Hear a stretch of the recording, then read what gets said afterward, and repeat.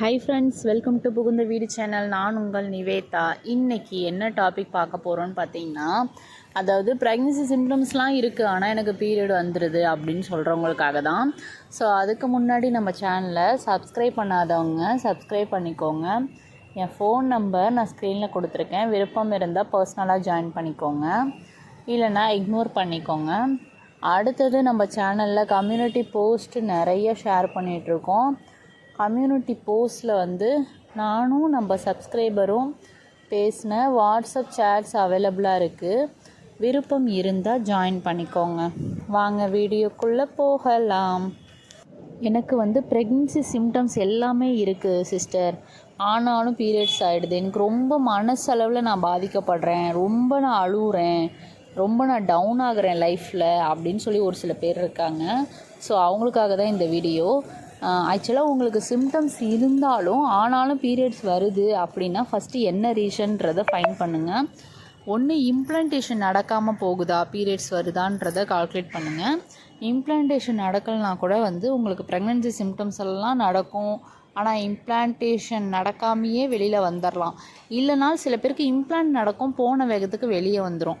அதுக்கு நம்ம எண்டோமெட்ரியத்தோட லைன், அதாவது கர்ப்பப்பையோட மேல் சுவரோட அளவு, அந்த தடிமன் அளவு ரொம்ப மெலிசாக இருந்ததுன்னா போன உள்ளே பதிஞ்ச கருவை அப்படியே போன வேகத்துக்கு வெளியில் வந்துடும்.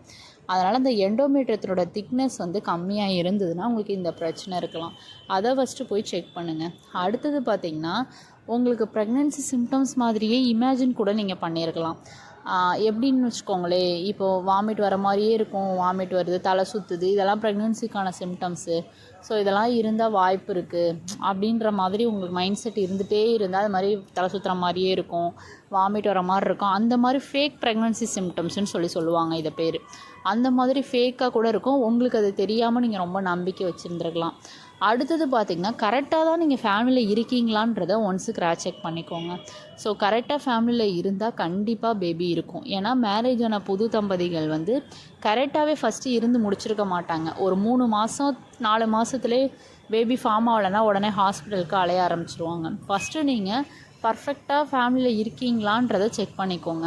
சரி, இது எப்படி சிஸ்டர் நான் செக் பண்ண முடியும்னா, உங்கள் ஃப்ரெண்ட்ஸ்கிட்ட நீங்கள் ஷேர் பண்ணலாம். உங்களுக்காக எப்படி சொல்கிறது, உங்களுக்கான ஒரு ஃப்ரெண்ட்ஷிப் இருக்கும்ல, அவங்கக்கிட்ட நீங்கள் டீட்டெயில்ஸாக கேட்டுக்கலாம் எப்படி இருக்கணும்னு. நீங்கள் அது ஒரு கொச்சையான வார்த்தையாக பார்க்காம, இது எனக்கு குழந்தைக்காக நான் முயற்சி பண்ணுறேன், எனக்கு உதவி பண்ணுங்கன்னு சொல்லிவிட்டு நீங்கள் டவுட்ஸ் எல்லாமே கிளாரிட்டி பண்ணிக்கலாம். ஸோ இந்த மாதிரி நீங்கள் கேட்குறதுல தப்பே இல்லை. அவங்கவுங்க உலகத்தில் என்னென்னமோ தப்பு பண்ணிடலாம், நல்லா நிம்மதியாக வாழ்ந்துட்டுருக்காங்க. நீங்கள் ஒரு குழந்தைக்கான ஒரு சந்தேகத்தை கேட்குறதுல தப்பு கிடையாது. ஸோ கேட்டு இருங்க. அடுத்தது பார்த்திங்கன்னா, உங்களோட ஓவுலேஷன் கரெக்டாக நடக்குதான்றதை செக் பண்ணிக்கோங்க. ஃபாலிகுலர் ஸ்டடி எடுத்தால் கூட உங்களுக்கு ஓவுலேஷன் நடக்குதா இல்லையான்றது தெளிவாக தெரிஞ்சிடும். இதெல்லாம் கிளியர் பண்ணிவிட்டு நீங்கள் அடுத்தது ப்ரெக்னென்சிக்கு பிளான் பண்ணிங்கன்னா கண்டிப்பாக உங்களுக்கு பேபி கன்ஃபார்ம் ஆகிடும். அதே போல் மனசளவில் நீங்கள் ஃபஸ்ட்டு பாதிக்கப்படாதீங்க, தைரியமாக இருங்க, நல்லா தூங்குங்க. தூங்கி எந்திரிச்சாலே பேபி கன்ஃபார்ம் ஆகிடும். ஏன்னா நீங்கள் தூக்கம் இல்லைனாலே ஆட்டோமேட்டிக்காக நீர்க்கட்டி பிரச்சனையும் வரும். ஸோ இந்த பிரச்சனைலேருந்துலாம் விடுபடுறதுக்கு நல்ல தூக்கம் வேணும், நிறைய தண்ணி குடிக்கணும். ஓகே, இந்த வீடியோ பார்த்துட்டு இருக்கவங்க எல்லாருக்குமே பேபி கன்ஃபார்ம் ஆகணும்னு சொல்லி நான் சாமிகிட்ட வேண்டிக்கிறேன். Bye friends.